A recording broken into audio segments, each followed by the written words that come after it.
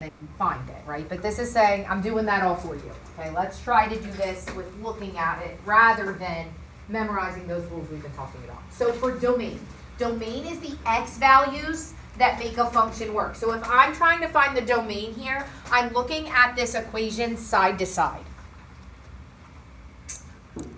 So I'm going to start on the far left, and I'm going to see where's their blue, because blue is the equation, the red is the asymptotes. So for the domain, if I start here,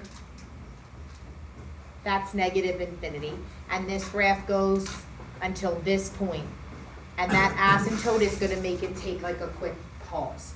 So in terms of my domain, this is negative infinity, and the x value of this point is negative 2.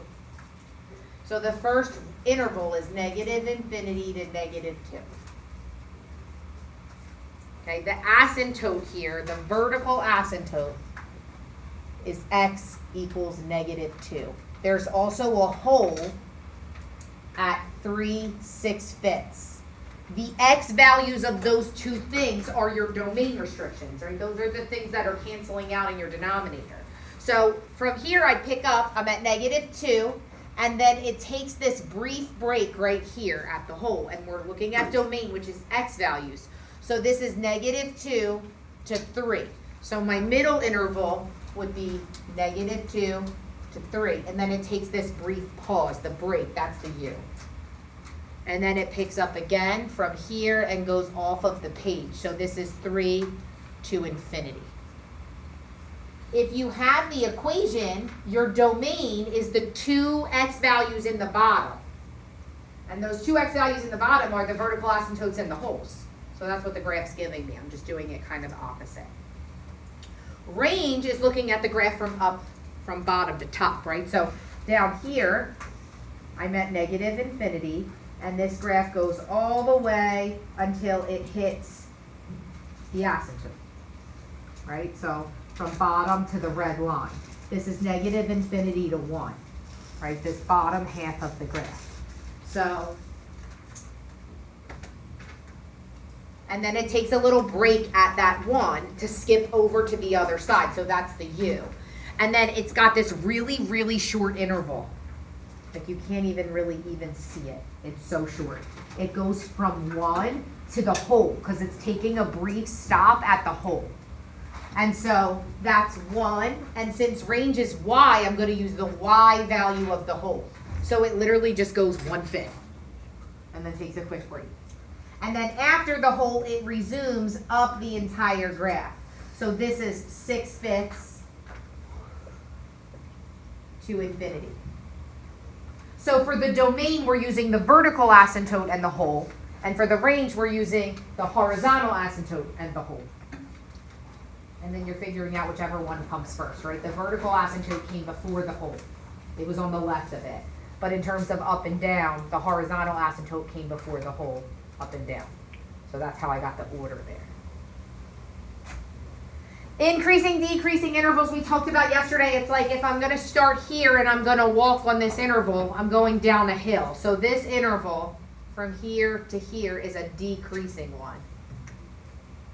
We already talked about what that interval is. It's going down. So it's negative infinity to negative 2. And that's going down a hill. And then this interval from here to the hole, if I'm starting here, I'm going down a really steep hill. So that's another decreasing interval. And that's negative 2 to 3. I'm using the domain intervals when I'm writing these.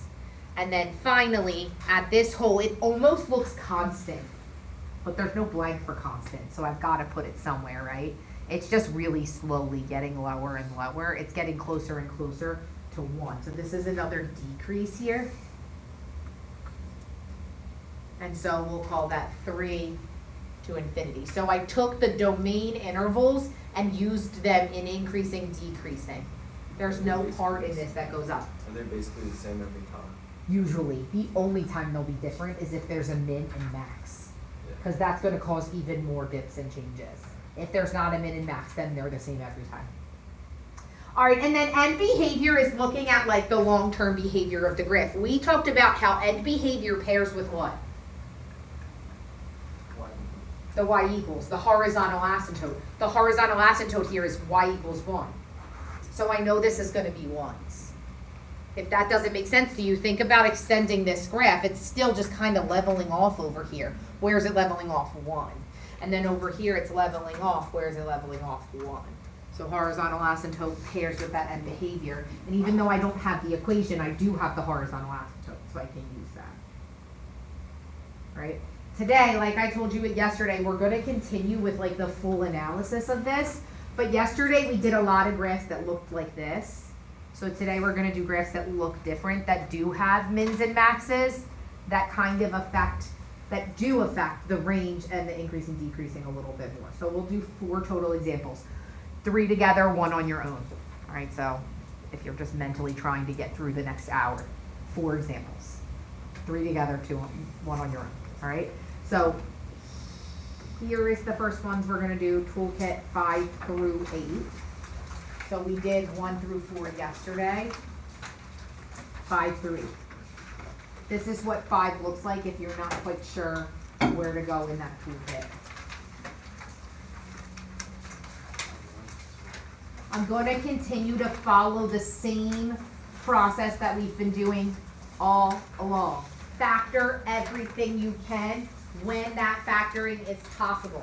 So the top is just a monomial, it's a single term, so I can't factor that. But the bottom is x plus 3, x minus 3. So we factor everything. Then we do the domain restrictions. The domain restrictions are coming from the denominator, right? Like what can't x be? So in this case, x can't be -3 or +3 because that will make the denominator 0, which will make the equation error. So we can't divide by 0. So I'm going to make my domain intervals everything except for the 3's.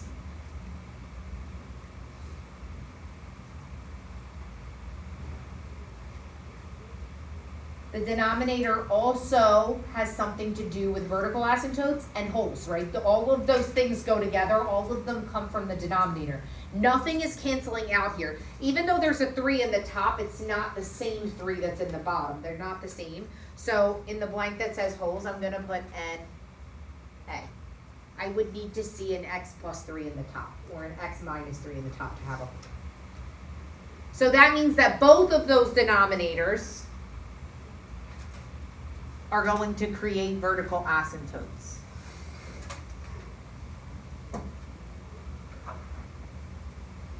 And what a vertical asymptote looks like on the graph is this vertical line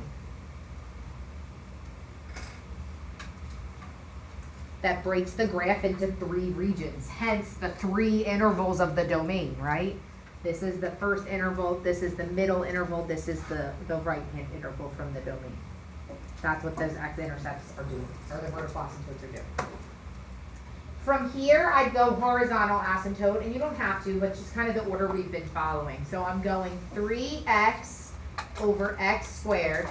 So one of those x's cancels out, and one's stuck in the bottom. And anytime you have a number over x, what's your asymptote? 0. So I've got an horizontal asymptote of 0, and if I have an HA, I don't have an SA. Aiden told us earlier this kind of pairs with our end behavior, right? So if I have a horizontal asymptote of 0, I've got end behaviors of 0 too. So in terms of the horizontal asymptote, that's going to break the graph up and down into 2 regions, the bottom and the top half. Which sometimes, because it's up and down, sometimes has an impact on the range. Sometimes it doesn't because the range is hit or miss. So this 0 might show up in the range, but it might not. Okay, so it could. Will our tests just look like problems like this? I think there's like 4 to 6, like with all the parts. Okay. All right, so after we do that, we learned that in our new vocabulary, x and y intercepts. So I'll do y first because it comes first. Y intercept is putting zeros And some of you like to go to your calculator and just look in the table at x is 0 if you don't want to do the math, okay? So I get 0 over negative 9, which is just 0.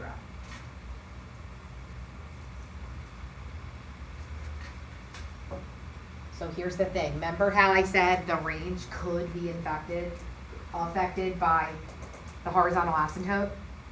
I can tell right now that the range is going to have no impact on this because my point is going right over top of the horizontal asymptote, which means the graph's going to go through it. Sometimes, like our warm-up, the horizontal asymptote breaks the equation into two parts, the bottom part and the top part. And so there's a break in the range. I know that there's not going to be a break in this range because I'm going right through it. Y can be 0. It is 0 at the intercept. For the x-intercept, I'm setting the numerator equal to 0. And so I get another 0, 0, which is already plotted. Okay. So I've got that.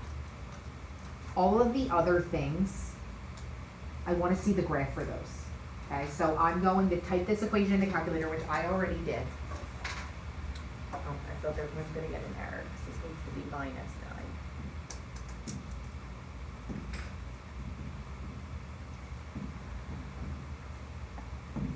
9. So here's my graph. Now that I can see that graph, I can get a little bit more of an accurate picture when I sketch this. And I'm going to use my asymptotes to get it to look really clear. So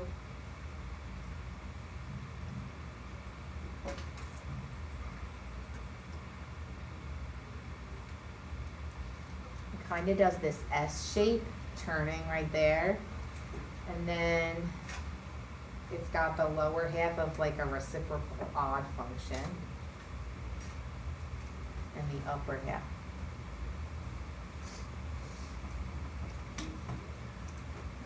So when you're looking at min or a max, you're looking for a U. I see an S-type shape, but it's coming down and it never goes back up. It just stays going down. So this is not an extrema, and these definitely aren't extremas either. So in terms of my extremas, I'm going to write NA. There's no U-shapes in these graphs.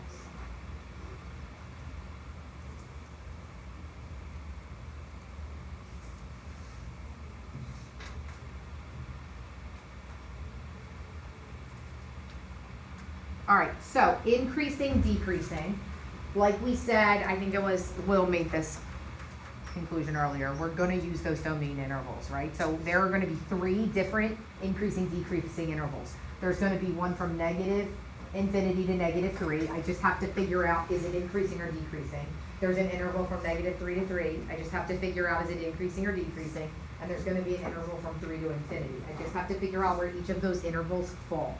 So if you were to start here and you were to walk, this negative infinity to negative 3 interval is a decrease, right? Because it's dropping.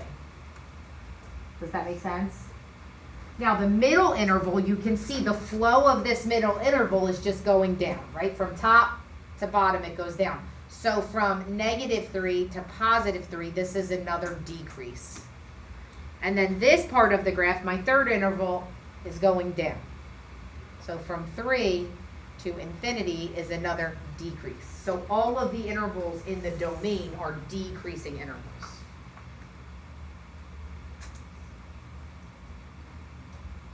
And that's not always the case. Sometimes you have a little bit of everything.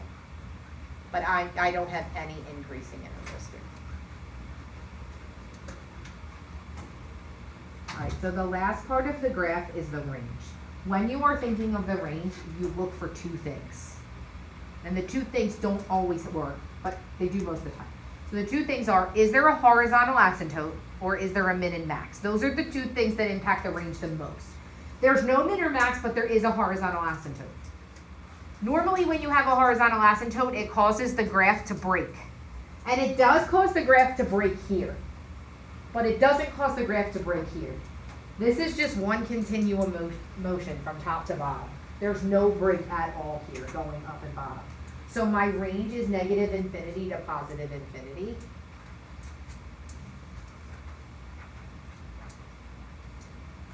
But if that middle portion of the graph wasn't there, and it was just the two outsides, it would be negative infinity to 0, 0 to infinity.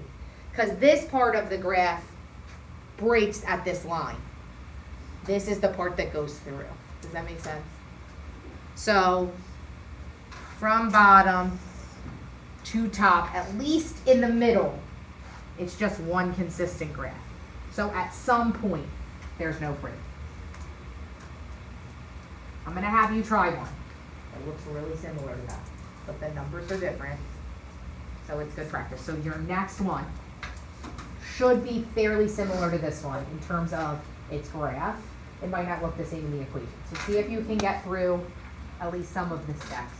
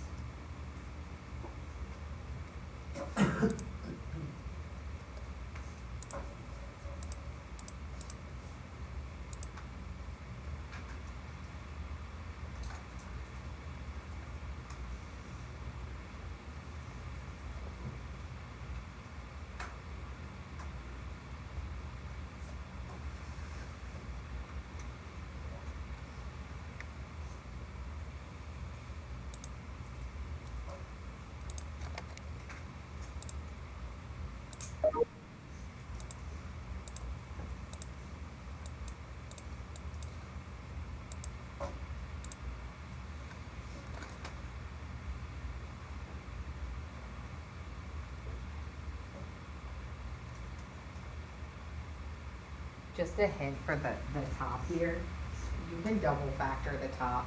If you divide out a 3, you get differences of perfect squares.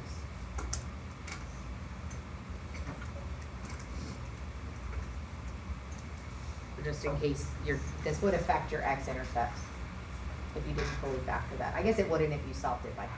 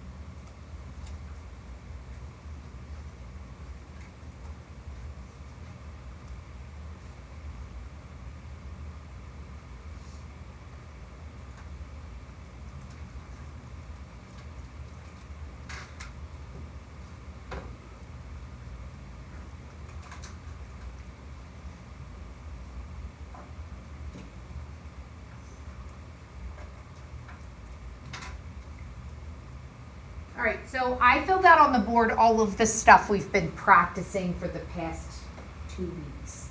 The only thing that I left blank is the stuff that we started yesterday.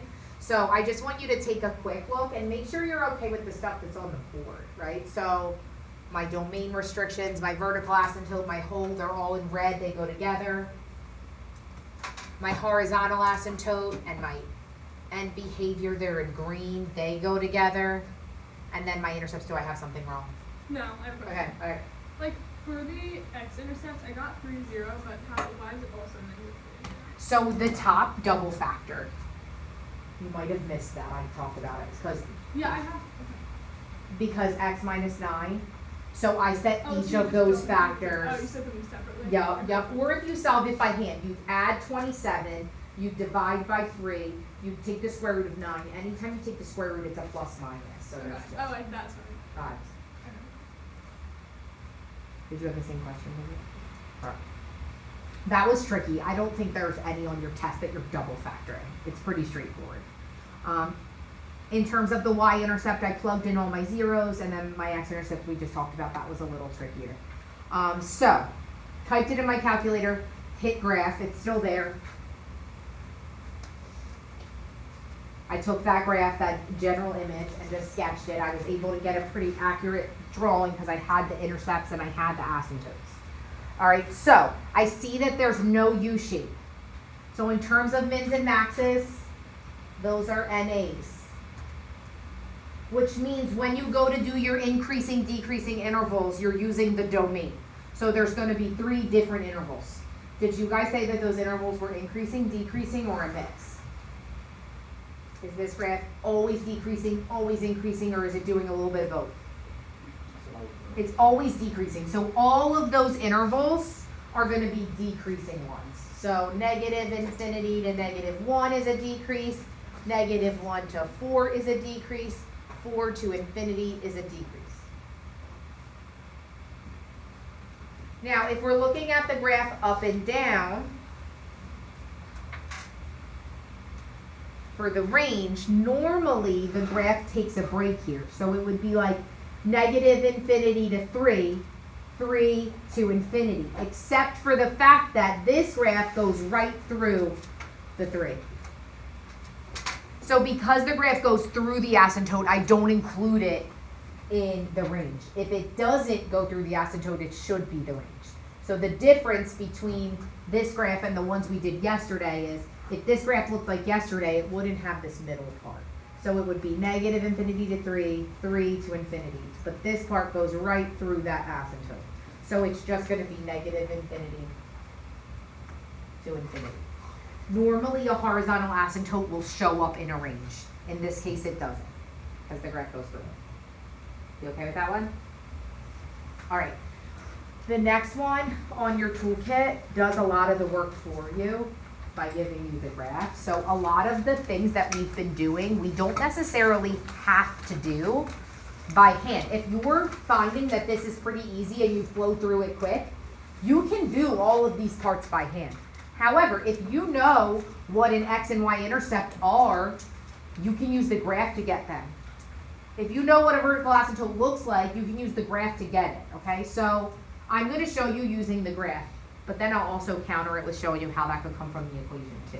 Okay, so what I see is normally I do a domain from the x-intercept and the holes. So, the vertical asymptote. I'm seeing the vertical asymptote happen here. This is where these two graphs separate. So they're separating here. You can see this graph is getting really close to this. Vertical asymptote is an x equals line, so that's an x equals -3. And I didn't use the equation for that, I'm just looking at the graph. If that doesn't make sense, factor the denominator and get the vertical asymptote that way, all right? I'm seeing the break happen over here as well. And if you can't quite read where it's happening at, then factor the denominator. So this is 3 and +3.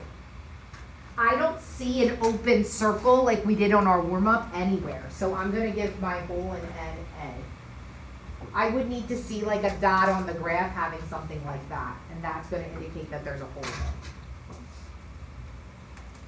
So my graph is broken up into 3 regions, the left, the middle, and the right. So my domain is broken up into 3 intervals. The left, negative infinity to negative 3. The middle, negative 3 to 3. And the right, 3 to infinity. I didn't factor anything in the equation to get that, but you could. It's coming from the denominator. Horizontal asymptote is where this graph levels off. To me, it looks like that's happening right here. And that's at 4. So my horizontal asymptote is y equals 4. If that doesn't make sense to you, go to the equation. 4x squared over x squared is 4. So I get the y equals 4 that way too, but you can get it visually. And if that's 4, then these are 4. A y-intercept happens when the graph meets the y-axis. So this is the y-intercept.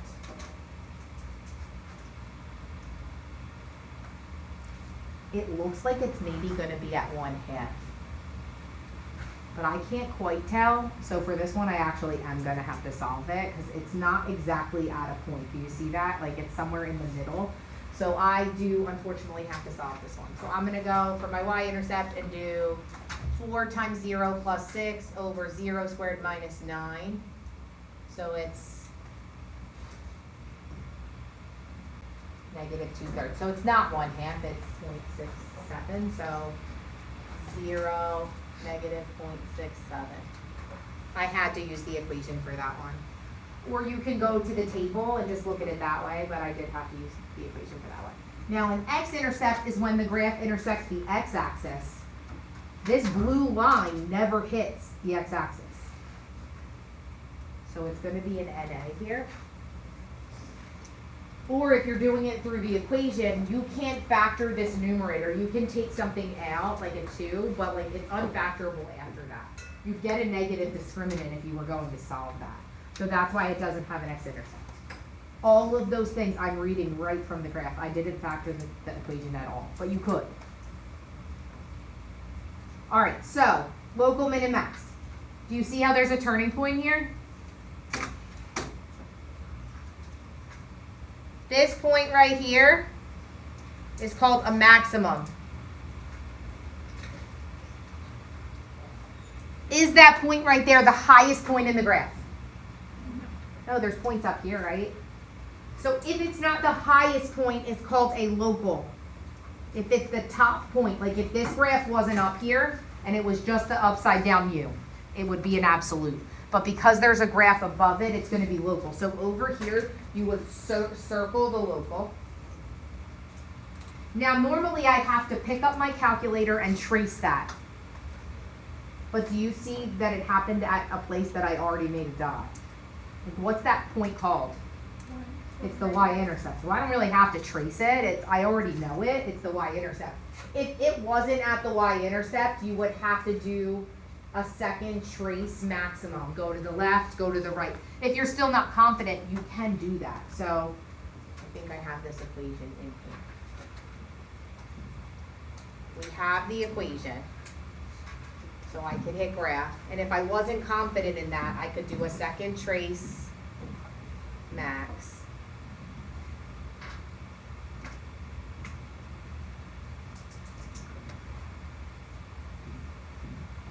When you get something like this, e negative 6, that's 0. So this is 0, negative 2/3, which is what we have. But you could trace it in there too. All right, so there's no other U shape, so this is an N. So Will earlier said when we do increasing and decreasing, we use the intervals from the domain. That's true, unless there's a min and max. That min and max creates like a new turning point too. So we have to use that too. So for the first interval over here, would you agree with me if I said that's increasing? Like I'm walking up a hill here. This interval is from the domain. It's negative infinity to negative 3. So that's an increasing interval. This full interval is negative 3 to positive 3, but it's not doing one consistent thing. Right? It's increasing here, but it's decreasing here. So I have to split up that middle interval. Does that make sense? So I'm splitting it up from here to here, and here to here. I'm splitting that interval in half. And remember, when you're doing increasing, decreasing, you're using the x values, not the y values. So the x value of that point is 0. So this is -3 to 0, 0 to 3. We're splitting up the -3 to 3. The first half of that middle interval is increasing. And the second half is decreasing.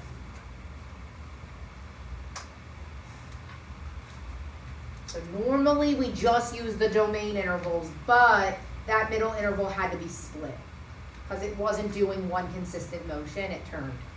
Okay, and then up here, this is the left hand or the right hand interval, the 3 to infinity, and this is going down.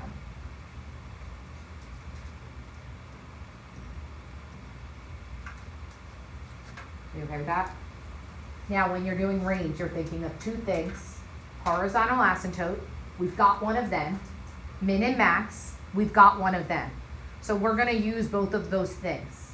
So if I'm looking up and down, there's graph down here, right?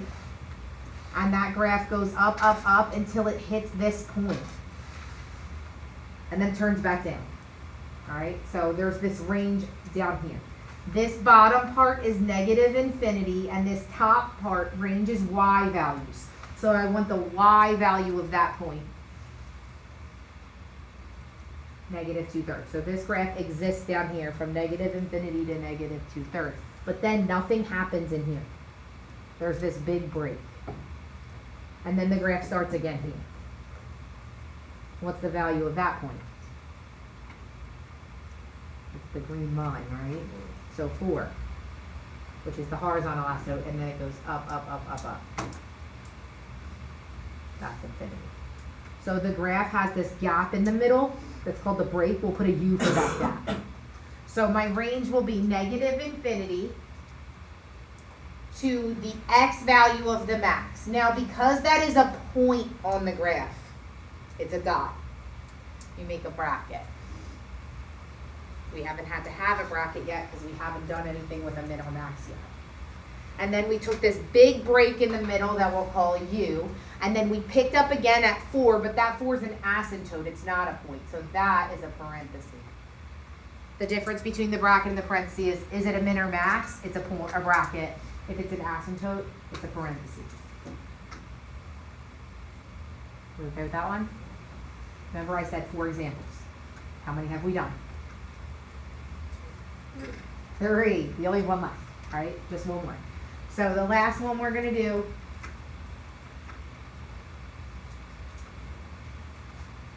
is this one. We're going to do it from the graph, but you could do it from the equation. Factor everything. Find the restrictions. Do the whole. Do the asymptote. Do the hard. All of that can be done from the equation. You have the equation. I'm going to do it from the graph because why not? It's right here. Okay, so for my domain, I'm looking for those breaks. Right? Remember how the vertical asymptote breaks my graph into 3 regions or 2 regions. This graph is broken into no different regions. Okay, so my domain, -infinity to +infinity. If you're like, what? Can I factor this bottom? No, because if I go to solve this,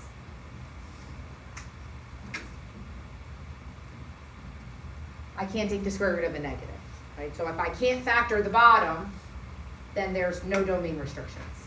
If there's no domain restrictions, the domain is -infinity to +infinity.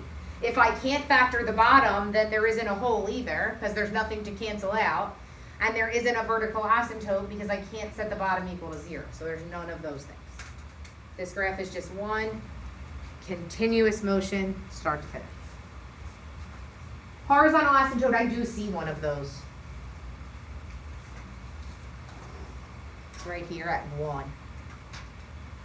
If you're not quite sure if it's like a little bit above 1 or a little bit below 1, then look at the equation. X squared over x squared is 1. Which means there's not one of these, and these are 1s. Y-intercept happens when the graph hits the y-axis. And that point looks pretty obvious to me. It's definitely not like in the middle, so I don't have to trace that in my calculator. I'm just gonna go 0, -1.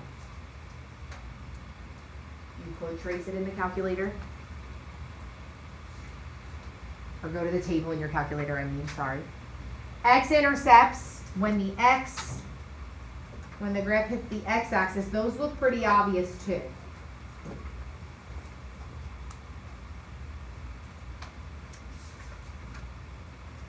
If that's not making sense to you, plug 0 in. That's why the y-intercept's -1, or set the numerator equal to 0. In factored form, the numerator is x plus 1, x minus 1. So you can do it from the equation, but I can also see those points in the graph. Oh, I put the range as the x-intercept.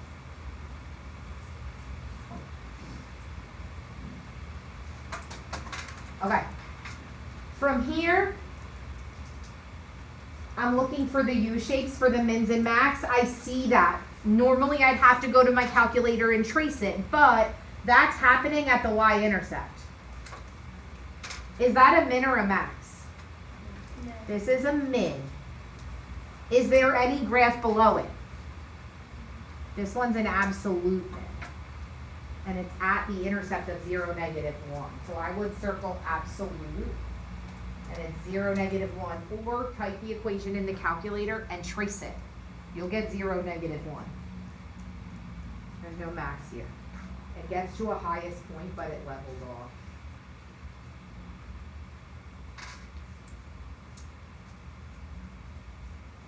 Normally, my increasing, decreasing would match my domain intervals. But it's not going to, because two things are happening here. My domain is all of this. But the graph is not always decreasing and it's not always increasing. So because there's a change in that, I have to use different intervals than the domain. So this part here is a decrease, because it's like a downhill, where this part here is an increase. So it's -infinity to this point, right, the middle, which has an x value of 0. So my decrease is -infinity to 0, and my increase is 0 to infinity. A lot of times kids will want to use -1, right? That's the point. But you're using the x values when you're writing. We okay so far? All right, last part, the range. I'm not going to start here and go up, because there's no graph down here, right? So we said there's an absolute min.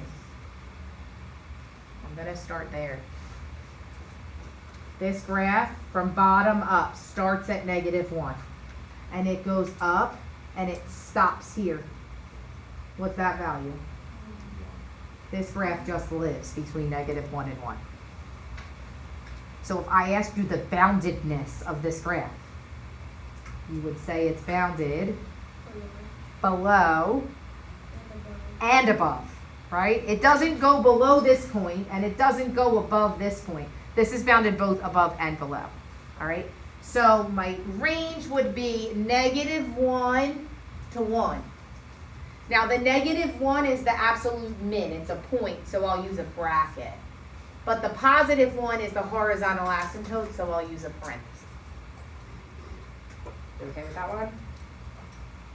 If you just peek at examples 9 and 10, we're not doing those today, you can see like there's just 2 more types of graphs we haven't talked about, and those have different types of mins and maxes. And the mins and maxes aren't happening like right at the intercept, so we'll do those ones tomorrow. And by we, I mean you by yourself listening to it at Puzzle, because I have a conference tomorrow. I promise you I'd rather be in the conference. But, so I'll just explain those two in an ed puzzle, so bring some earbuds so you don't have to hear me 25 times. And then that's it, that's the whole unit. So we will review, you'll review tomorrow, because you'll do those two and then you'll do practice, and then we'll review together Thursday, and then your test is Friday. All right? If you want to do practice tonight, there's practice. But if you could remember to bring headphones tomorrow. You're gonna need them, alright?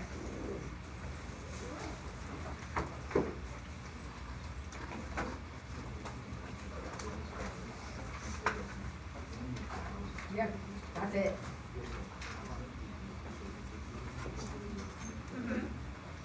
Your test? Is the majority of that too, yes. Cause like all this stuff we did in the last week too, we just didn't do it as in depth, so like you're just hitting on it again, yeah. Yeah, so about 2/3 of your midterm looks like that. The other 1/3 is like solving, rational equations, like remember extraneous solutions, overview, but that was another part. No, the U doesn't.